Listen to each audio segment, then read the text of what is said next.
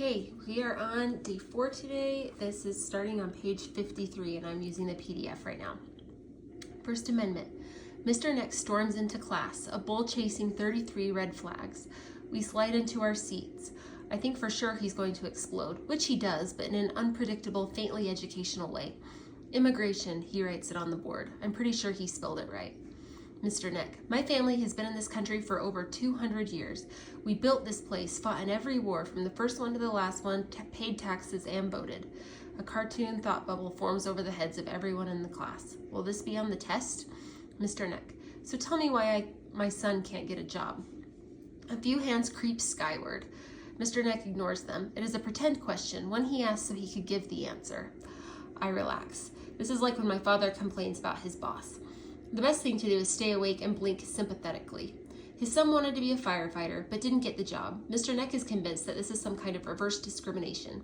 He says we should close our borders so that the real Americans can get the jobs they deserve. The job test said that I would be a good firefighter. I wonder if I could take a job away from Mr. Neck's son. I tune out and focus on my doodle, a pine tree. I've been trying to carve a linoleum block in art class. The problem with the block is that there is no way to correct mistakes. Every mistake I make is frozen in the picture, so I have to think ahead. Mr. Neck writes on the board again. Debate. America should have closed her borders in 1900. That strikes a nerve. Several nerves.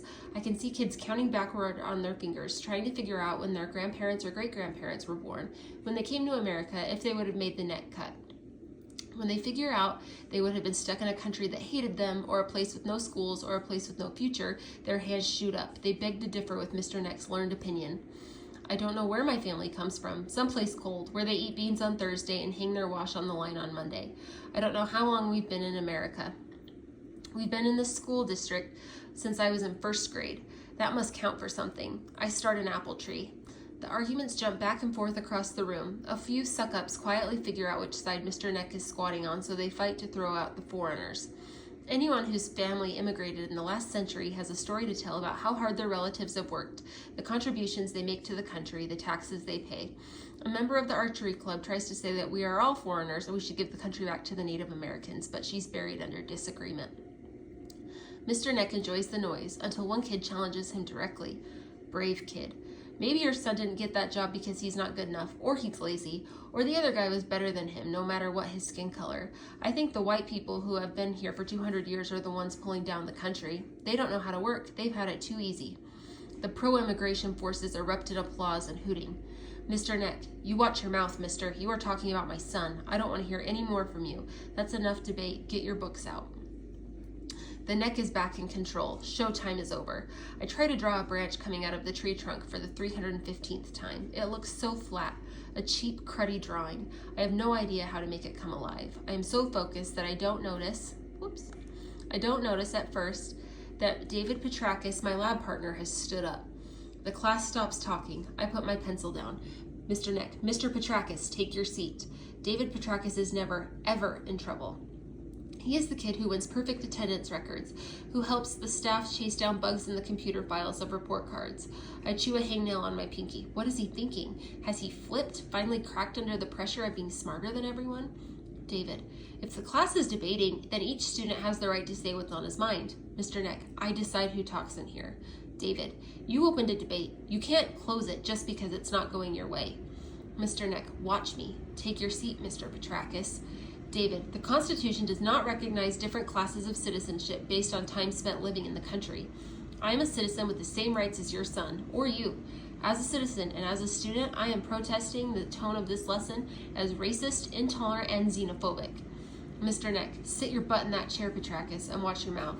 I try to get a debate going in here, and you people turn it into a race thing. Sit down or you're going to the principal. David stares at Mr. Neck, looks at the flag for a minute, then picks up his books and walks out of the room. He says a million things without saying a word. I make a note to study David Petrakis. I have never heard a more eloquent silence. The Pilgrims giving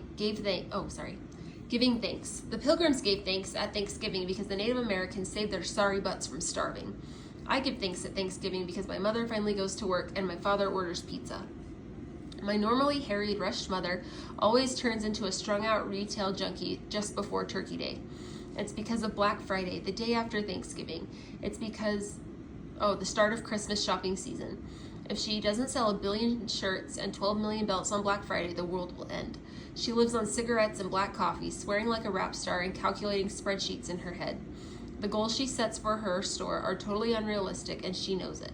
She can't help herself. It's like watching someone caught in an electric fence, twitching and squirming and very stuck. Every year when she's just stressed to the snapping point, she cooks Thanksgiving dinner. We beg her not to. We plead with her, send anonymous notes. She doesn't listen. I go to bed the night before Thanksgiving at 10 p.m. She's pounding on her laptop at the dining room table. When I come downstairs on Thanksgiving morning, she's still there. I don't think she slept. She looks at me in my robe and bunny slippers. Oh damn, she says, the turkey. I peel potatoes while she gives the frozen turkey a hot bath. The windows fog up, separating us from the outside. I want to suggest that maybe we have something else for dinner. Spaghetti maybe, or sandwiches. But I know she wouldn't take it the right way. She hacks at the guts of the turkey with an ice pick to get out the bag of body parts. I'm impressed. Last year she cooked the bird with the bag inside. Cooking Thanksgiving dinner means something to her. It's like a holy obligation, part of what makes her a wife and mother. My family doesn't talk much, and we have nothing in common, but if my mother cooks a proper Thanksgiving dinner, it says we'll be a family for 1 more year. Kodak logic. Only in film commercials does stuff like that work. I finish the potatoes. She sends me to the TV to watch the parades. Dad stumbles downstairs. How is she? He asks before going into the kitchen. It's Thanksgiving, I say. Dad puts on his coat. Donuts, he asks. I nod. The phone rings. Mom answers. It's the store. Emergency number 1. I go into the kitchen for a soda. She pours me orange juice, which I can't drink because it burns my scabby lips. The turkey floats in the sink, a 10-pound turkey iceberg, a turkey berg. I feel very much like the Titanic. Mom hangs up and chases me out with instructions to take a shower and clean my room. I soak in the bathtub. I fill my lungs with air and float on top of the water, then blow out all my breath and sink to the bottom. I put my head underwater to listen to my heartbeat. The phone rings again. Emergency number 2. By the time I'm dressed, the parades are over and Dad is watching football.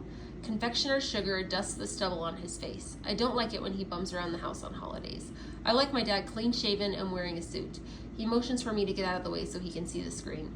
My mom is on the phone. Emergency number 3. The long curly cord snakes around and around her thin body like a rope tying her to the stake. 2 drumstick tips poke out of an enormous pot of boiling water. She's boiling the frozen turkey. It's too big for the microwave, she explains. It will be thawed soon. She puts a finger in her free ear to concentrate on what the phone is telling her. I take a plain donut from the bag and go back to my room. 3 magazines later, my parents are arguing. Not a rip-roar, a simmering argument, a few bubbles splashing on the stove. I want another donut, but don't feel like wading through the fight to get it. They retreat to their corners when the phone rings again. Here's my chance.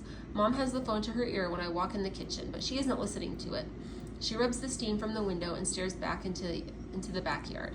I join her at the sink. Dad strides across the backyard wearing an oven mitt and carrying the steaming turkey by one leg. He said it would take hours to thaw, mutters Mom. A tiny voice squeaks from the receiver. No, not you, Ted, she tells the phone. Dad lays the turkey on the chopping block and picks up his hatchet. Whack. The hatchet sticks in the frozen turkey flesh. He saws back and forth. Whack. A slice of frozen turkey slides to the ground. He picks it up and waves it at the window. Mom turns her back to him and tells Ted she's on her way. After Mom leaves for the store, Dad takes over dinner. It's the principle of the thing. If he gripes about the way she handled Thanksgiving, then he has to prove he can do a better job. He brings in the butchered dirty meat and washes it in the sink with detergent and hot water. He rinses off his hatchet. Dad, just like the old days, right, Melly? Fellow goes out into the woods and brings home dinner. This isn't so difficult. Cooking just requires some organization and the ability to read. Now get me the bread. I'm going to make a real stuffing, the way my mother used to. You don't need to help. Why don't you do some homework, maybe some extra credit work to pull those grades up? I'll call you when dinner is ready. I think about studying, but it's a holiday, so I park myself on the living room couch and watch an old movie instead. I smell smoke twice, wince when the glass shatters on the floor, and listen in on the other phone to his conversation with the turkey hotline lady. She says turkey soup is the best part of Thanksgiving anyway. He calls me to the kitchen about an hour later with the fake enthusiasm of a father who has screwed up big time. Bones are heaped on the cutting board. A pot of hot glue boils on the stove. Bits of gray, green, and yellow roll in the burping white paste. Dad, it's supposed to be soup. Me. Dad, it tasted a bit watery, so I kept adding thickener. I put in some corn and peas. Me. Dad, pulling wallet from his back pocket. Call for pizza. I'll get rid of this. I ordered double cheese, double mushroom. Dad buries the soup in the backyard next to our dead beagle, Ariel. Wishbone. I want to make a memorial for our turkey. Never has a bird been so tortured to provide such a lousy dinner. I dig the bones out of the trash and bring them to art class. Mr. Freeman is thrilled. He tells me to work on the bird, but keep thinking tree. Mr. Freeman. You are on fire, Melinda. I can see it in your eyes. You are caught up in the meaning, in the subjectivity of the effect of commercialism on this holiday. This is wonderful, wonderful. Be the bird. You are the bird. Sacrifice yourself to the abandoned family values and canned yams. Whatever. First I went to glue the bones together in a heap like firewood. Get it? Tree, firewood. But Mr. Freeman sighs. I can do better, he says. I arrange the bones on a black piece of paper and try to draw a turkey around it. I don't need Mr. Freeman to tell me it stinks. By this point, he has thrown himself back into his own painting and has forgotten we exist. He is working on a huge canvas. It started out bleak, a gutted building along a gray road on a rainy day. He spent a week painting dirty coins on the sidewalk, sweating to get them just right. He painted the faces of school board members peering out the windows of the building. Then he put bars on the windows and turned the building into a prison. His canvas is better than TV because you never know what is going to happen next. I crumple the paper and lay out the bones on the table. Melinda Sordino, anthropologist. I have unearthed the remains of a hideous sacrifice. The bell rings and I look at Mr. Freeman with puppy dog eyes. He says he'll call my Spanish teacher with some kind of excuse. I can stay for another class period. When Ivy hears this, she begs permission to stay late too. She's trying to conquer her fear of clowns. She's consigning some weird sculpture, a mask behind a clown's face. Mr. Freeman says yes to Ivy too. She waggles her eyebrows at me and grins. By the time I figure out that this might be a good time to say something friendly to her, she is back at work. I glue the bones to a block of wood, arranging the skeleton like a museum exhibit. I find knives and forks in the odds and ends bin and glue them in so they look like they're attacking the bones. I take a step back. It isn't quite done. I rummage in the bin again and find a half-melted palm tree from a Lego set. It'll do. Mr. Freeman hangs on to everything a normal person would throw out. Happy Meal toys, lost playing cards, grocery store receipts, keys, dolls, a salt shaker, trains. How does he know this stuff could be art? I pop the head off of a Barbie doll and set it inside the turkey's body. That feels right. Ivy walks past and looks. She arches her left eyebrow and nods. I wave my hand and Mr. Freeman comes over to inspect. He almost faints with delight. Mr. Freeman, excellent, excellent. What does this say to you? Darn, I didn't know there would be a quiz. I clear my throat. I can't get the words out. It is too dry. I try again with a little cough. Mr. Freeman, sore throat? Don't worry. It's going around. Want me to tell you what I see? I nod in relief. I see a girl caught in the remains of a holiday gone bad, with her flesh picked off day after day as the carcass dries out. The knife and fork are obviously middle-class sensibilities. The palm tree is a nice touch. A broken dream, perhaps? Plastic honeymoon, deserted island. Oh, if you put it in a slice of pumpkin pie, it could be a deserted island. I laugh in spite of myself. I'm getting the hang of this. While Ivy and Mr. Freeman watch, I reach in and pluck out the Barbie head. I set it on top of the bony carcass. There is no place for the palm tree. I toss that aside. I move the knife and fork so they look like legs. I place a piece of tape over Barbie's mouth. Me, do you have any twigs? Little branches? I could use them to make the arms. Ivy opens her mouth to say something, then closes it again. Mr. Freeman studies my homely project. He doesn't say anything, and I'm afraid he's pissed that I took out the palm tree. Ivy tries again. It's scary, she says, in a weird way. Not clown scary. How do I say this? Like you don't want to look at it too long. Good job, Mel. That's not the reaction I was hoping for, but I guess it was positive. She could have turned her nose up or ignored me, but she didn't. Mr. Freeman taps his chin. He's looking way too serious to be an art teacher. He's making me nervous. Mr. Freeman, this has meaning. Pain. The bell rings. I leave before he can say any more. Peeled and cored. We are studying fruit in biology. Ms. Keene has spent a week teaching us the finer points of stamens, pistils, seed pods, and flowers. The earth is frozen. It snows lightly at night, but Ms. Keene is determined to keep spring alive in her classroom. The back row sleeps until she points out that apple trees need bees to reproduce. Reproduce is a trigger word for the back row. They have figured out it is related to sex. The lecture on pistils and stamens turns into a big ha-ha. Miss Keene has been teaching since the Middle Ages. It would take more than a row full of overheated hypothalami to distract her from the day's lesson. She calmly proceeds to the hands-on portion of the lab. Apples. We each get a Rome or Cortland or Macintosh and a plastic knife. We are instructed to dissect. The back row holds sword fights. Miss Keene silently writes their names on the blackboard along with their current grade. She takes 1 point off for every minute the sword fight continues. They go from low B's to very low C's before they figure out what is going on. They howl. Back row, that's not fair. You can't do that to us. You didn't give us a chance. She takes off another point. They saw their apples, mutter, curse, old cow, stupid teacher. David Petrakis, my lab partner, cuts his apple into 8 equal wedges. He doesn't say a word. He's in the middle of pre-med week. David can't make up his mind between pre-med and pre-law. 9th grade is a minor inconvenience to him. A Zit Cream commercial before the feature film of life. Apple smell soaks the air. One time when I was little, my parents took me to an orchard. Daddy set me high on an apple tree. It was like falling up into a storybook, yummy and red and leaf and the branch not shaking a bit. Bees bumbled through the air, so stuffed with apple they couldn't be bothered to sting me. The sun warmed my hair and a wind pushed my mother into my father's arms, and all the apple-picking parents and children smiled for a long minute. That's how biology class smells. I bite my apple. Wet, white teeth, red apple, hard juice, deep bite. David splutters. David, you're not supposed to do that. She'll kill you. You're supposed to cut it. Didn't you even listen? You'll lose points. Clearly, David missed the apple tree sitting requirement of childhood. I cut the rest of my apple into 4 fat pieces. My apple has 12 seeds. 1 seed has split its shell and reaches a white hand upward. An apple tree growing from an apple seed growing in an apple. I show the little plant seed to Miss Keene. She gives me extra credit. David rolls his eyes. Biology is so cool. First Amendment, 2nd verse. Rebellion is in the air. We only have a week left before winter break. Students are getting away with murder, and the staff is too worn out to care.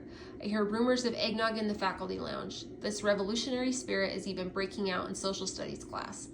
David Petrakis is fighting back about the freedom to speak thing. I get to class on time. I don't dare use a stolen late pass with Mr. Neck.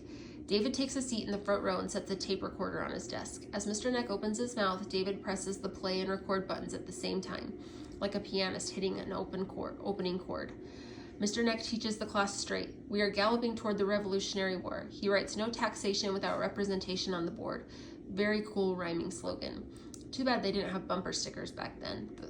The colonists wanted a voice in the British Parliament. No one in power would listen to their complaints. The lecture is going to sound great on the tape. Mr. Neck has prepared notes and everything. His voice is as smooth as a new poured road. No bumps. The tape will not be able to pick up any of the angry gleams in Mr. Neck's eyes, though. He stares at David the whole time he's speaking. If a teacher stared murder at me for 48 minutes, I turn into a puddle of melted jello. David stares back. The school office is the best place to go for gossip. I overhear the soundbite about the Petrakis' lawyer while I wait for another lecture from my guidance counselor about not living up to my potential. How does she know what my potential is? Potential for what? When she talks, blah, blah, I usually count the dots in her ceiling tiles. The guidance counselor is late today, so I sit invisible in the red plastic chair while the secretary brings a PTA volunteer up to warp speed on the Petrakis thing. David's parents have hired a big, nasty, expensive lawyer. He is threatening to sue the school district and Mr. Neck for everything from incompetence to civil rights violations. David's tape recorder is allowed in class to document potential future violations. The secretary doesn't sound too upset at the idea that Mr. Neck could get canned. I bet she knows him personally. David must have mentioned the hairy eyeball treatment to his lawyer that afternoon, because the next day there is a video camera set in the back of the class. David Petrakis is my hero. Wombats rule. I let Heather talk me into going to the winter assembly. She hates sitting alone almost as much as I do. The Marthas have not issued an imperial invitation for her to sit with them. She's bummed, but she tries not to show it. In perfect Martha style, she wears a green sweater with a huge Santa face on it, red leggings, and fluffy boots. Too perfect. I refuse to wear anything seasonal. Heather gives me my Christmas present early. Bell earrings that chime when I turn my head. This means I'll have to give her something. Maybe I'll go wholesome and buy a friendship necklace. She's the friendship necklace type. The bells are a great choice. I shake my head all through Principal's speech to drown out his voice. The orchestra plays an unrecognizable tune. Heather says the school board won't let them perform Christmas carols or Hanukkah songs or Kwanzaa tunes. Instead of multicultural, we have no cultural. The high point of the assembly is the announcement of our new name and mascot. Principal reads the vote total. Bees 3, Icebergs 17, Hilltoppers 1, Wombats 32. The other 1,547 votes were write-ins or illegible. The Merriweather Wombats has a nice ring. We are the Wombats, woozy, wicked Wombats, worried, withdrawn, weepy, weird Wombats. We pass Raven Cheerleader and Amber Cheerleader on the way to my bus. They wrinkle their brows as they struggle to rhyme Wombat. Democracy is a wonderful institution. And that's it for day 4 today.